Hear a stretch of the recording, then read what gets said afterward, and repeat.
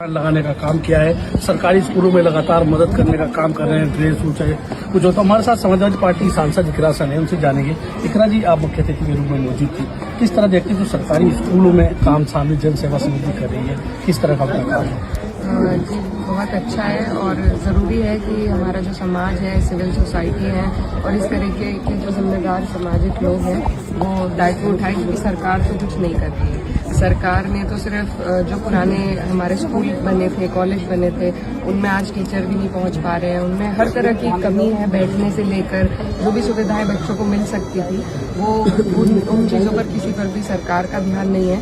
तो ऐसे में हमारा जो समाज है, सिविल सोसाइटी है, वही इस जिम्मेदारी को भी निभा रहे हैं। और हमारे क्षेत्र में राजेश्वर अंकल भी बहुत अच्छा काम कर रहे हैं। 2-3 और जगह पे उन्होंने सोलर पैनल लगाए इस तरीके से।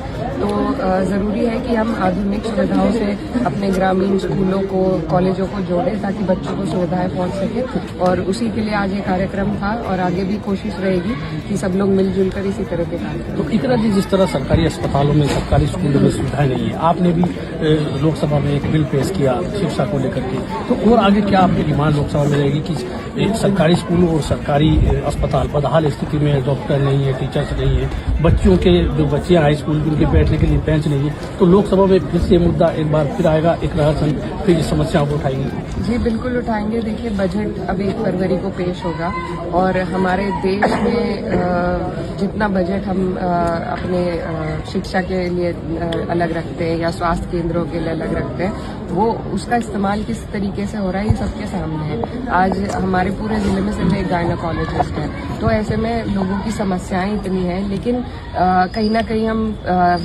सेंट्रल और स्टेट गवर्नमेंट में उलझे रहते हैं। हमने कई समस्याएं उठाई, वो कह देते हैं ये स्टेट का विषय है, स्टेट कह देती है सेंटर का विषय है। तो ये जबकि डबल इंजन की सरकार चल रही है। वही सवाल मैं पूछ रहा था कि उत्तर प्रदेश में भाजपा की सरकार है, केंद्र में भाजपा की सरकार है, तो आपस में समन्वय बना होना चाहिए। जो विकास के काम है उन पर थोड़ा ध्यान ज्यादा देना चाहिए। नियत साफ हो तो बिल्कुल समन्वय बनना बहुत आसान है, लेकिन क्योंकि नियत ही नहीं है काम करने की, तो इन्हीं बहानों में ये उलझा के रखते हैं ताकि लोग उलझे रहें और इनसे सवाल ना करें और ये वही नफरत फैलाकर वोट मांग सके। लेकिन जरूरी है कि हम लोग सवाल करें और विपक्ष के होने के नाते या पक्ष के भी हो तो जरूरी सुविधाएं, हमारे लोग इतना टैक्स भरते हैं, जो और देश है जहाँ पर लोग टैक्स भर रहे हैं उन्हें उस तरह की सुविधाएं भी मिल रही है, हमारे लोगों को कोई सुविधा नहीं मिल रही। पिछली बार ही इन्होंने कृषि जो वो होता है लोन में कहा था कि 3 लाख से 5 लाख बढ़ा देंगे, लेकिन किसी भी बैंक में वो फॉलो नहीं हो रहा।